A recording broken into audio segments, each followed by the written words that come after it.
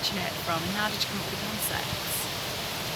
It was summer 2012, and I was in London one day doing just some street photography, and I was on the South Bank, and I noticed that the riverbank was dry, the tide was out, but I thought I'd go down there, just have a wander and take some pictures. And it was really while I was down there that I got the idea, I suppose, or the beginning of it. I was just kind of wandering around, and then I had a bit of a flashback to when I was travelling, because of the sound of the tide coming in and out. It just kind of affected me a bit, and for 2-3 minutes I was just off in a little daydream, because my career as a photographer and filmmaker started when I was travelling, and a lot of that time was spent on the south coast of Thailand, around the beaches, and so I spent a lot of time hearing that sound and kind of going through that learning phase. So it made me think about where my career began, I guess, and how I'd kind of come a long way since then. That's where it originated from. The film has got a very distinct visual style. Where did you draw your inspiration from, and what were your influences? I guess the style of the film, it's in keeping with all the work I've done before. I have a very kind of artistic view of the world, and I always try and capture things in a beautiful way if possible. But once I'd come up with the idea, the first thing I did in order to sort of get the inspiration for how it was going to look, I started looking through my photography, because the video was essentially about my work as a photographer. So I thought it would be interesting to shoot scenes that were replicating my favourite photographs from my portfolio, but have me inside the frame. So it's kind of like a living photograph, I guess. So that was the starting point, and then over a period of weeks, I kind of whittled down the list of the favourite scenes, and then I used work that I'd already done in terms of the photography to inspire the visuals for the film.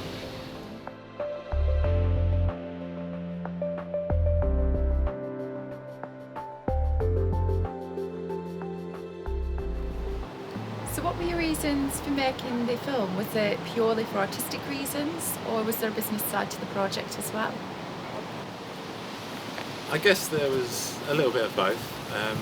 First instance, the reasons were artistic.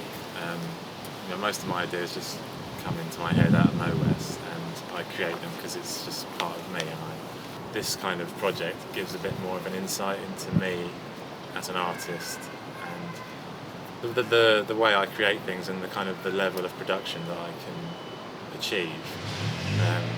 And it's very important for me to show that to potential clients, because that could be a make or break decision for someone who wants to hire me. So yeah, it's got both artistic and business reasons. It's helped business, but it's also pleased me artistically, because it's personal, and I didn't tailor it for business. I just made it artistically and let it flow. Mm-hmm. But by doing that, it's also given it a business benefit. Yeah. So once you started production, what were the challenges you faced? Bearing in mind you were directing, producing and starring in the film. Well, like every film I've done has its challenges, because directing and producing is tough enough, but when you're actually starring in something as well, that adds another layer of complication, because then I have to find someone who can use cameras and I can rely on and trust, because I have to frame things and make sure that I'm in the right place, everything's focused correctly. So that made it a little bit more complex, but I had to be in it because it's my personal story, and it was important that I was in each shot, because it's like my relationship with my photography and my work. And once I'd figured out what I was shooting and when, it was just coordinating it, finding people to assist. Because as you say, I did all those three roles, so it was really my project. I just needed assistance, because if I'd have done it on my own without any assistance, I'd probably still be making it right now, to be honest. So they were really challenges. In the film, you use a narrator to describe your journey as a photographer. What were your reasons for using this method? I guess I used the narration because I wanted to add another layer to telling the story. So you have the visual images, you have the music, and the kind of flow between those. But I felt it needed something verbal to describe kind of different moments that I'd gone through, because each piece of footage relates to a different time in my life during the journey I've been on. I just started when I was picking the photos out to put the story together visually before I filmed it. I started to write little sentences, I guess, and that went on from during the whole process, and it kind of developed, and it kind of turned out as a piece of poetry in the end. I didn't write it with that intention, and then when I showed it to a friend, they were like, "Oh, did you write that poetry yourself?" And I didn't really. I just wrote it as feelings and as kind of my perspective. But I'm also a published poet, so it helped with that process. That's why I used it, just to add a bit more of a personal touch to the film.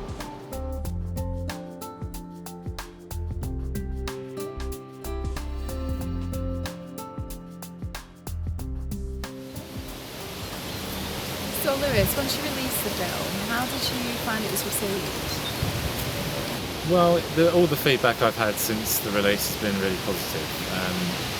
Some people gave me more in-depth feedback that kind of understood various things on a deeper level.